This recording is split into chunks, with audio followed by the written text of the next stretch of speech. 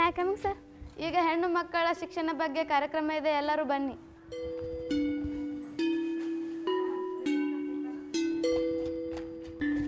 ಈಗ ಹೆಣ್ಣು ಮಕ್ಕಳ ಶಿಕ್ಷಣ ಬಗ್ಗೆ ಕಾರ್ಯಕ್ರಮ ಇದೆ, ಬರ್ರಿ.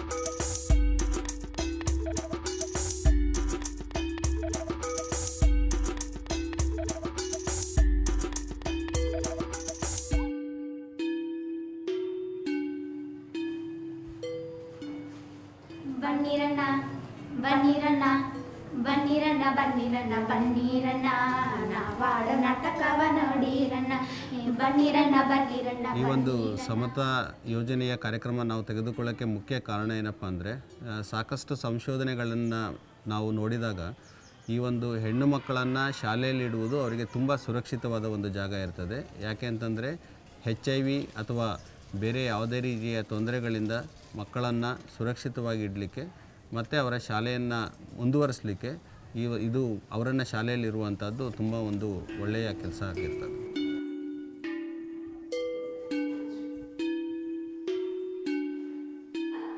ಅಲ್ರಿ ಆಕಿ ಹೆಣ್ಣದ ಕೀಳ್ ದೃಷ್ಟಿದ ನೋಡ್ಲಾರ್ದ ಆಕಿ ಸಾಲಿ ಕಲಿಸಿ ವಿದ್ಯಾವಂತರಣ ಮಾಡಿದ್ರೆ ಆಕಿ ಹೆಂಗ್ ಬಾರಕಾಡ್ರಿ ನಮಗೆ. ಸಾಕು ನಿಮ್ ಪುರಾಣ ಅದು ಮದುವೆ ಆಗತಕ್ಕ ಎಷ್ಟು ಖರ್ಚಾಗುತ್ತೆ ಗೊತ್ತನು?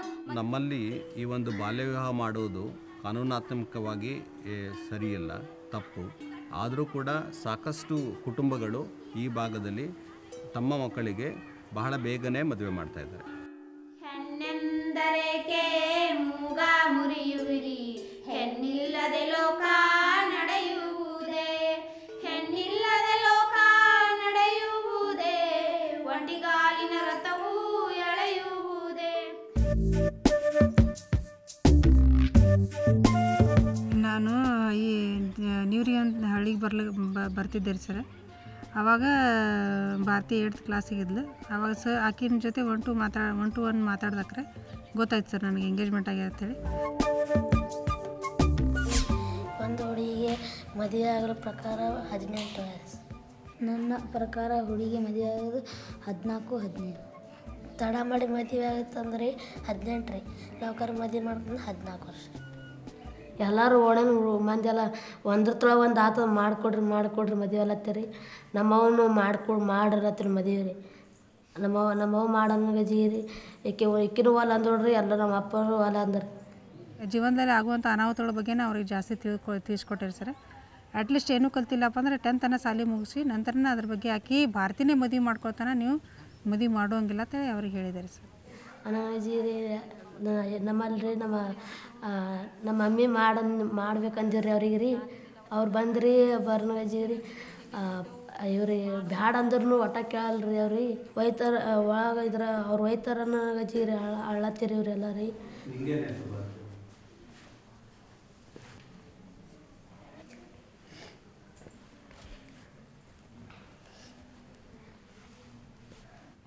ನಂಗೆ ಬೇರೆ ಬಿಟ್ಟು ಹೋತತ್ತೆ ಅಳ್ಬರ್ಲತ್ತಿ.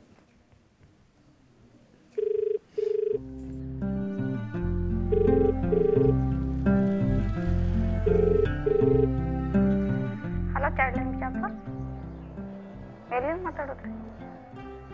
ಚೈಲ್ಡ್ ಮ್ಯಾರೇಜ್ ಮಾಡುತ್ತಾರೆ. ಈ ಹುಡುಗಿ ಹೆಸರು ಹೇಳ್ತೀರಿ ಮೇಡಮ್? ಭಾರತಿ ರೀ, 14 ರೀ. ಮದುವೆ ಯಾವಾಗ ಮಾಡಾಕತ್ತಾರೆ ಮೇಡಮ್? ಆಗ ನೀವರ್ಗಿಂದ ಭಾರತಿ ಮತ್ತು ಅವ್ರ ತಂದೆ ಠಾಣೆಗೆ ಬಂದರು. ಠಾಣೆಗೆ ಬಂದು ನಮ್ಮ ಮನೆ ಮುಂದೆ ನಮ್ಮ ಸಂಬಂಧಿಕರು ಬಂದು ಗಲಾಟೆ ಮಾಡ್ತಾಯಿದ್ದಾರೆ. ನಿಮ್ಮ ಮಗಳಿಗೆ ನಮ್ಮ ಮಗನ ಜೊತೆ ಇವತ್ತೇ ಮದುವೆ ಮಾಡಿಕೊಡ್ಬೇಕು. ಅದಕ್ಕೆ ಆ ಮಗನ ಮಾತು ಕೇಳಿ ನಾವು ಕೂಡಲೇ ಆ ಸ್ಥಳಕ್ಕೆ ಹೋಗಿ ಅಲ್ಲಿ ಗಲಾಟೆ ಮಾಡ್ತಿದ್ದವ್ರಿಗೆಲ್ಲ ತಿಳುವಳಿಕೆ ಹೇಳಿ ನಾವು ಆ ಮದುವೆಯನ್ನು ನಿಲ್ಲಿಸಿದ್ವಿ. ನಾವು ಇದೇ ಹೇಳ್ತಾರೆ, ಜಲ್ದಿ ಮದುವೆ ಮಾಡ್ಕೋಬೇಡ್ರಿ, ಸಾಲೆಲ್ಲ ಹಾಳಾತ್, ಮುಂದೆ ಕಲಿತು ಮಾಡ್ಕೊರತ್ತೆ ಹೇಳ್ತೇವೆ.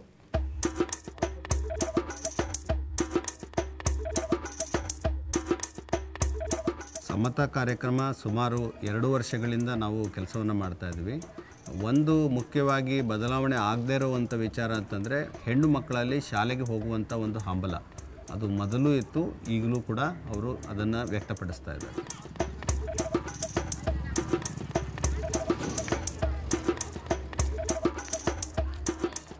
ಈ ವಾರದ ತರಬೇತಿಗಾಗಿ ಆಗಮಿಸಿರುವಂಥ ನಮ್ಮ ಸಮತಾ ಯೋಜನೆಯ ವಿಜಯಲಕ್ಷ್ಮಿ ಮೇಡಮ್ ಅವರಿಗೆ ಹಾಗೂ ನನ್ನ ಗೆಳತಿಯವರಿಗೆ ಸ್ವಾಗತವನ್ನು ಕೋರಲು ಬಯಸುತ್ತೇನೆ. 1 2 3 ಸ್ಟಾರ್ಟ್. ಸಮತಾ ಯೋಜನೆಯಲ್ಲಿ ಪರಿವರ್ತನಾ ಕಾರ್ಯಕ್ರಮಗಳನ್ನ ಮಾಡ್ತಾ ಇದ್ದೀವಿ. ಪರಿವರ್ತನಾ ಅಂದರೆ ಟ್ರಾನ್ಸ್ಫಾರ್ಮೇಷನ್. ಮುಂದಿನ ಸೆಷನ್ದಾಗ ನಾವೊಂದು ನಿಮ್ಗೆ ಸಣ್ಣದೊಂದು ಕತೆ ಹೇಳ್ತಾನೆ. ಅದ್ರಾಗ ಅವರು ಯಾರು ಅನ್ನೋದು ಹೇಳಂಗಿಲ್ಲ, ಹುಡುಗ ಏನು ಹುಡುಗಿ ಅನ್ನೋದು ಯಾರು ಹೇಳಂಗಿಲ್ಲ. ನೀವು ಗೆಸ್ ಮಾಡಿ ನನಗೆ ಹೇಳ್ಬೇಕು ಅದನ್ನು. ಪ್ರತಿ ಒಂದು ಹಳ್ಳಿಯಲ್ಲಿ ಇರ್ತಕ್ಕಂಥ ಒಂದು ಪರಿಶಿಷ್ಟ ಜಾತಿ ಪರಿಶಿಷ್ಟ ಪಂಗಡದ ಹದಿಹರೆಯದ ಹೆಣ್ಣು ಮಕ್ಕಳನ್ನು ಒಂದು 15ರಿಂದ 20 ಜನರನ್ನು ಒಟ್ಟುಗೂಡಿಸಿ ಒಂದು ಗುಂಪನ್ನು ಮಾಡ್ತಾ ಇದ್ದೀವಿ. ಸೊ ಆ ಗುಂಪಿನಲ್ಲಿಗೆ ಒಬ್ಬರು ಮೆಂಟರ್ಗಳನ್ನ ನಾವು ಅಪಾಯಿಂಟ್ಮೆಂಟ್ ಮಾಡ್ತಾ ಇದ್ದೀವಿ. ಡಿ ಯಾರು ಈ ಯಾರು? ಹುಡುಗರಿ ಡಿ ಅಂದ್ರೆ ಹುಡುಗಿರಿ. ಡಿ ಅಂದ್ರೆ ಹುಡುಗಿ. ನನ್ನ ಪ್ರಕಾರ ಡಿ ಅಂದ್ರೆ ಹುಡುಗ್ರಿ, ಈ ಅಂದ್ರೆ ಹುಡುಗಿರಿ.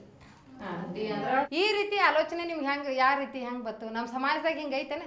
ನಮ್ಮ ಹುಡುಗರು ಧೈರ್ಯ ಇರಂಗಿಲ್ರಿ, ಹುಡುಗಿಯರ್ಗೂ ಜಾಸ್ತಿ ಧೈರ್ಯ ಇರ್ತೈತಲ್ರಿ. ಹೆಣ್ಣು ಹುಡುಗಿಯರ್ತಿಕ್ ಒಬ್ಬರ್ತಿಗೆ ಧೈರ್ಯ ಇರ್ತೈತ್ರಿ, ಒಬ್ಬೊಬ್ರತಿಗೆ ಧೈರ್ಯ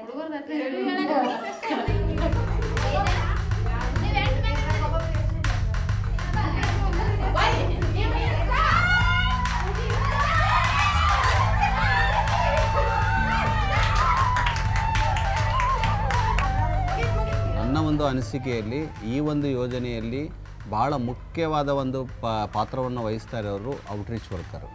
ನನಗೆ ಅನಿಸೋದು ಅವರು ಈ ಒಂದು ಕಾರ್ಯಕ್ರಮದ ಒಂದು ಹೃದಯ ಆಗಿರ್ತಾರೆ. ಯಾವಾಗಲೂ ಅವರು ಮಿಡಿತಾ ಇರ್ತಾರೆ, ಮಕ್ಕಳಿಗೋಸ್ಕರ ಮಿಡಿತಾ ಇರ್ತಾರೆ. ಹೆಣ್ಮಕ್ಳ ಜೊತೆ ಕೆಲಸ ಮಾಡ್ತೀವಿ. ಹೆಣ್ಮಕ್ಳ ಜೊತೆ ಅಂದ್ರೆ ಅವ್ರಿಗೆ ಸ್ನೇಹ ಕ್ಲಿನಿಕ್, ಅವ್ರಿಗೆ ಹೆಲ್ತ್ ಚೆಕಪ್ ಮಾಡಿಸೋದಾಗಿರ್ಬೋದು, ಮತ್ತು ಸ್ಕೂಲ್ ಡ್ರಾಪೌಟ್ ಏನು ಬಿಟ್ಟಿರ್ತಾರೆ, ಡ್ರಾಪೌಟ್ ಆಗಿರ್ತಾರಲ್ಲ ಅವ್ರನ್ನ ಮರಳಿ ಸ್ಕೂಲಿಗೆ ತರೋದಾಗಿರ್ಬೋದು.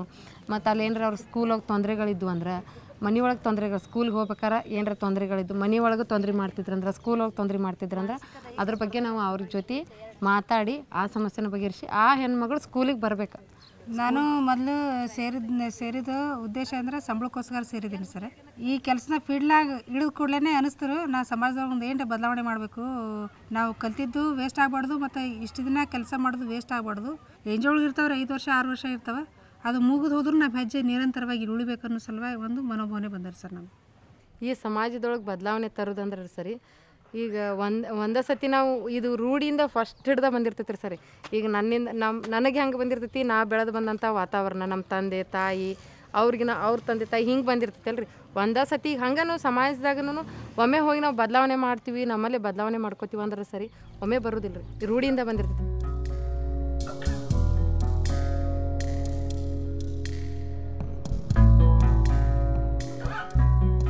ನಮಗೇನು ತೊಂದ್ರೆ ಹೆಣ್ಮಕ್ಳಿಗೆ ಸಾಲಿ ಕಲ್ಸಾಕ್ರಿ, ಅವ್ರ ಅಕ್ಕಿಂದ ಅಟ್ಟ ತೊಂದ್ರೆ. ನಮಗೂ ಸಾಲಿ ಕಲ್ಸಿಲ್ರಿ. ನಮ್ಮ ಅಪ್ಪ ಹೊಲ್ದಾಗ ದುಡ್ಲಿಕ್ಕೆ ಹೆಚ್ಚಾರ್ರಿ ಅವರು. ನಮ್ಮ ಅಣ್ಣಗೆ ಒಬ್ಬನಿಗೆ ಸಾಲಿ ಕಲ್ಸ್ಯಾರ, ಉಳ್ಕಿದವ್ರು ಯಾರು ಸಾಲಿ ಕಲ್ಸಿಲ್ರಿ. ನಮ್ಮ ತಂಗಿಗೆ ಒಬ್ಬಕ್ಕೆ ಕಲ್ಸ್ಯಾರ, ಆಕೆ ನರ್ಸಿಂಗ್ ಅದಾಳ್ರಿ. ಉಳ್ಕಿದವ್ರು ನಾವು 5 ಮಂದಿ ಹೊಲ್ದಾಗ ದುಡಿಯೋದು ಕೆಲಸನೇ ಮಾಡಿದೇವೆ ರೀ. ನಾವು ಶಾಲ್ಯಾಗ ಹಿಂಗೆ ಹೇಳೋದು ಮಾಡೋದು ಒಟ್ಟು ನಮ್ಮ ತಲೆಯಾಗೆ ಇಲ್ರಿ. ಅವು ಒಂದು ವೇಳೆ ಅವ್ರು ಸಾಲಿ ಕಲಿಲ್ಲ ಅಂದ್ರೆ ಬಿಡಿಸಿಬಿಡ್ರಿ. ಬಿಡಿಸಿಬಿಟ್ಟು ಅವ್ರು ವಯಸ್ಸಿಗೆ ಬರ್ನ ಲಗ್ನ ಮಾಡ್ಕೊಂಡ್ರು. ಅವಾಗ ಮಾಡಿಕೊಟ್ಟಿದ್ರು ಹೋಗ್ತಿತ್ತು ಬಿಡ್ರಿ. ಆಗ ಹೆಂಗೆ ಶಾಣೆ ಆಲತ್ತಾರ ಹಂಗೆ ನಮಗೂ ಒಂದು ಜರ ತಿಳಿರಕತ್ರಿ. ಹಾಗೆ ಸಾಲಿಗೆ ಹಚ್ಚೋದು ನಮಗೂ ಅವ ಅಷ್ಟು ಗೊತ್ತಿಲ್ಲ ರೀ ಸಾಲಿ ಬಗ್ಗೆ. ನಾವು ಮಾತಾಡ್ಬಿಟ್ಟಿದ್ದೇವೆ ಅವಾಗ ರೀ. ನಾವು ಬಡತನ ಪರಿಸ್ಥಿತಿ ಇತ್ತು, ಅವಾಗ ಮಾತಾಡ್ಬಿಟ್ಟಿದ್ದೇವೆ ರೀ. ಈ ಶಾಣ್ಯಾರಾಗಾರ ಹಂಗೆ ನಮ್ಮ ಸಾಲಿ ಕಲ್ಕೊತೀವಿ. ಪೂಜಾ ಹೋಗ್ಯಾರ ಸಾಲಿಗೆ? ಪೂಜಾ ಸಾಲಿಗೆ ಹೋಗ್ಯಾಡ್ರಿ. ಏನು ಅಭ್ಯಾಸ ಅದು ಎಲ್ಲ ಮಾಡತ್ತಾರ? ಅಭ್ಯಾಸ ಎಲ್ಲ ಮಾಡತ್ತಾರ.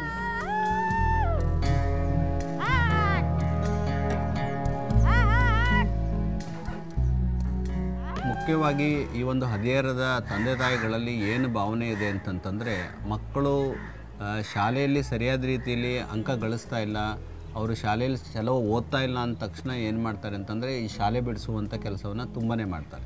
ಯಾರು ಮಕ್ಕಳು ಚೆನ್ನಾಗಿ ಕಲಿತಾ ಇದ್ದಾರೆ ಆ ಮಕ್ಕಳನ್ನ ಶಾಲೆಯಲ್ಲಿ ಮುಂದುವರಿಸಲಿಕ್ಕೆ ತಂದೆ ತಾಯಿಗಳು ಇಷ್ಟಪಡ್ತಾರೆ. ಟ್ಯೂಷನ್ ಕ್ಲಾಸ್ದಿಂದ ಭಾಳ ಸಹಾಯ ಆಗೈತೆ ರೀ ನನಗೆ. ನಾನು ಮೊದಲಿಗೆ ಟ್ಯೂಷನ್ ಕ್ಲಾಸ್ ಇರಲಿಕ್ಕಿಂತ ಮೊದಲಿಗೆ ಏನೂ ನನಗೆ ಅರ್ಥನೇ, ಸರ್ ಹೇಳೋದನ್ನೂ ಅರ್ಥ ಆಗ್ತಿರಲಿಲ್ಲ. ಆದರೆ ಈಗ ದಿನಾಲೂ ಟ್ಯೂಷನ್ಗೆ ಹೋಗೋದ್ರಿಂದ ನನಗೆ ಭಾಳ ಸಹಾಯ ಆಗಿದೆ. ಅದರೊಳಗೂ ಮ್ಯಾಥ್ಸ್ದೊಳಗಂತೂ ಭಾಳ ಸಹಾಯ ಆಗಿದೆ. ಇಲ್ಲಿ 1 ಕೂಡಿಸಿದ್ರೆ ಎಷ್ಟಾಯಿತು? ಇದರಲ್ಲಿ 2 ಕೂಡಿಸಿದ್ರೆ ಎಷ್ಟಾಯಿತು? ಅವಾಗೇನು ಅಷ್ಟು ತಿಳಿತಿರ್ಲಿಲ್ಲ ರೀ. ಈಗ ಅವ್ರು ಏನ್ರಿ ತಿಳಿಲಿ ಅದನ್ನ ಕೇಳೋದ್ರಿ, ಇದು ಬರಲ್ಲ ಅದು ಹೇಳ್ರಿ ಅನ್ನೋದ್ರಿ. ಈಗ ಧೈರ್ಯದಿಂದ ಅವ್ರಿಗೆ ಏನರ ಬರಲಿಲ್ಲ ಅದನ್ನ ಕೇಳೋದ್ರಿ, ಅದು ಬರಲಿ ಶಿಸ್ತಾಗಿ ಹೇಳ್ರಿ, ಇನ್ನೊಂದು ಸರ್ತಿ ಹೇಳ್ರಿ ಅಂತಂದು ಕೇಳೋದು.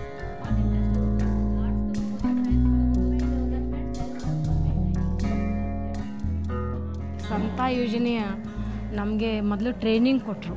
ಆ ಟ್ರೈನಿಂಗ್ದ ಹೋಗೋದಕ್ಕಿಂತ ಪೂರ್ವದಲ್ಲಿ ನಮಗೆ ತಲೆಯಲ್ಲಿ ಆ ಭಾವನೆಗಳೇ ಇರಲಿಲ್ಲ, ಲಿಂಗತ್ವದ.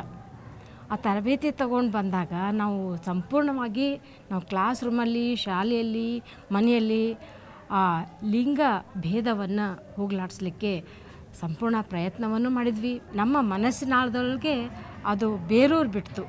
ಆಳವಾಗಿ ಅಲ್ಲದ ಮರದ ಥರ ಆ ಲಿಂಗತ್ವ ಹೌದಲ್ಲ ಅಂತಕ್ಕಂಥ ನಮ್ಮ ಕಲ್ಪನೆಯನ್ನು ನಾವು ತೆಗೆದುಹಾಕಿಬಿಟ್ವಿ.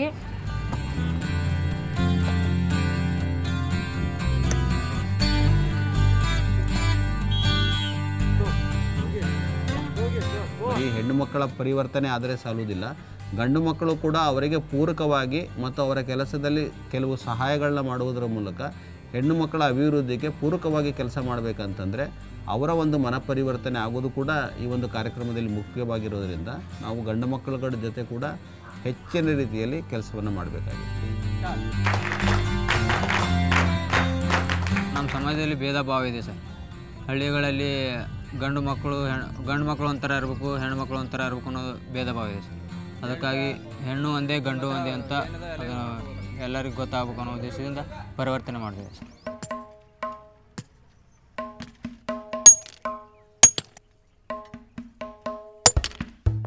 ನಾವಂತೂ ದುಡುತ್ತೀನವ್ರಿ. ದುಡಿದು ರಟ್ಟಿ ಮ್ಯಾಗ ಹೆಂಗೆ ಆಗ್ತದೆ ಹೇಳ್ರಿ ಅಲ್ರಿ. ನಮ್ಮ ಮಕ್ಕಳಿಗೆ ನೋಡ್ರಿ ಎಟ್ಟೆಯಲ್ಲಿ ಒಂದು ಸ್ವಲ್ಪ ನೌಕರಿ ಆಸೆ ಅದ ರೀ. ಕಲಿಸ್ಬೇಕು, ಏನೇ ತ್ರಾಸು ಬಂದರೂ ಕಲಿಸ್ಬೇಕು. ನಾವೇನ್ರಿ ಯಾರು ಕೇಳ್ತಾರಲ್ರಿ ಅವ್ರಿಗೆ ಹೇಳ್ತೀವಿ ರೀ, ನೋಡ್ರಪ್ಪ ಕಲಿಸ್ರಿ ಮಕ್ಕಳನ್ನ, ಮುಂದೆ ಹುಷಾರು ಮಾಡಿಸ್ರಿ, ಕಲಿಸ್ರಿ ಅಲ್ಲಿ ಎಟ್ಟೆಯಲ್ಲಿ ಕಲಿತದ್ದೇ ಬೇರೆ ಆಗ್ತದೆ ರೀ.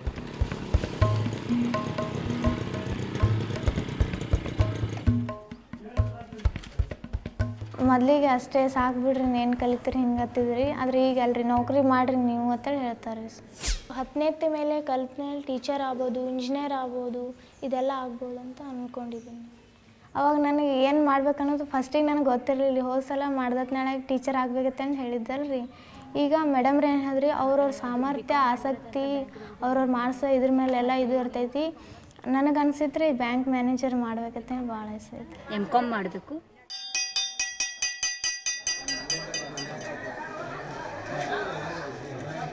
ನನಗೆ ವೈಯಕ್ತಿಕವಾಗಿ ಈ ಒಂದು 2 ವರ್ಷ ಸಮುದಾಯ ಕಾರ್ಯಕ್ರಮದಲ್ಲಿ ಬಹಳ ಆಶ್ಚರ್ಯವಾಗಿ ಬಂದಿರೋದು ಅಂತಂದರೆ ಸಮುದಾಯ ಸಲಹಾ ಮಂಡಳಿ.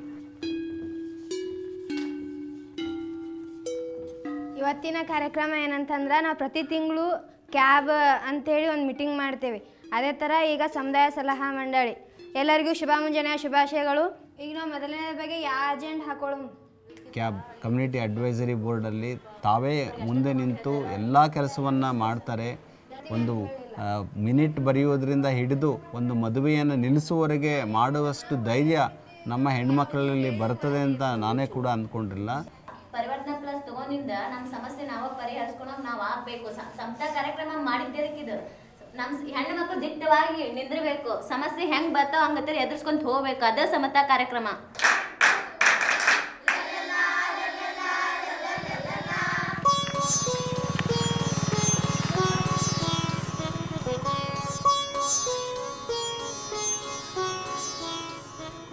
ಎಲ್ಲ ಬಾಲ್ಯ ವಿವಾಹದ ಬಗ್ಗೆ ಮಾತಾಡ್ತೇವೆ ರೀ, ಶಿಕ್ಷಣ ಬಗ್ಗೆ ಮಾತಾಡ್ತೇವೆ ರೀ, ಅತ್ಯಾಚಾರ ಬಗ್ಗೆ ಮಾತಾಡ್ತೇವೆ ರೀ, ತಾರತಮ್ಯ ಬಗ್ಗೆ ಮಾತಾಡ್ತೇವೆ ರೀ, ಹಕ್ಕುಗಳ ಬಗ್ಗೆ ಮಾತಾಡ್ತೇವೆ ರೀ. ಶಾಲೆ ಕಲಿತು ತಮ್ಮ ಕಾಲ ಮೇಲೆ ತಾವು ನಿಂತರ ಅಂದು ಹೇಳ್ತೇವೆ ರೀ. ನಾನು ಹೇಳ್ಬೇಕಂದದ್ದು ಎಲ್ಲರೂ ಹೆಣ್ಮಕ್ಳು ಎಷ್ಟೇ ಕಷ್ಟ ಆಗಲಿ ಶಾಲೆ ಮಾತ್ರ ಬಿಡಬೇಡ್ರಿ. ಎಲ್ಲರೂ ಶಾಲೆ ಕಲೀರಿ. ಹದಿಹರದ ಹೆಣ್ಮಕ್ಳು ಇದ್ರೇ ಅದೆಲ್ಲ ಸಾಧ್ಯ ಆಗತೈತೆ ರೀ.